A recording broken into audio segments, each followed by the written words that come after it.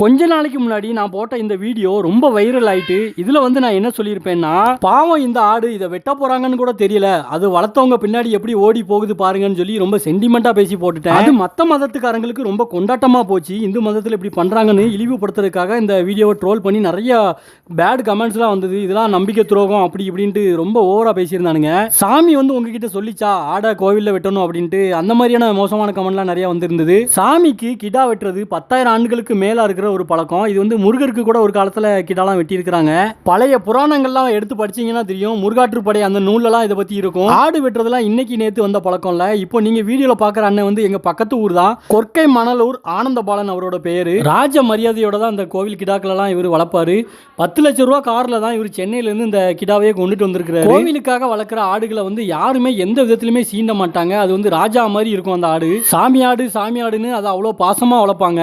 இந்த சாமி ஆடுகள்லாம் வாழுற வரைக்கும் எந்த ஒரு சின்ன குறை கூட இல்லாம நல்லா ராஜா மாதிரி வாழும். கோவிலுக்கு வெட்டுற ஆடுகள் எல்லாம் பார்த்து நீங்க பாவம்னு நினைச்சீங்கன்னா, இது வந்து நீங்க கறிக்கடையில் வாங்கி சாப்பிட்ற ஆடை விட எந்த விதத்திலுமே இது பாவப்பட்டது கிடையாது. அதுக்கு மேலேயும் இதெல்லாம் தப்பு, இவங்கெல்லாம் பண்றது பெரிய பாவம்னு நீங்க நினைச்சீங்கன்னா, நீங்க கட்டாயமா இந்து மதத்தை சேர்ந்தவங்க இல்ல. நேரடியாவோ மறைமுகமாகவோ நீங்க வந்து வேற ஒரு மதத்தை பின்பற்றக்கூடியவங்களா இருப்பீங்க.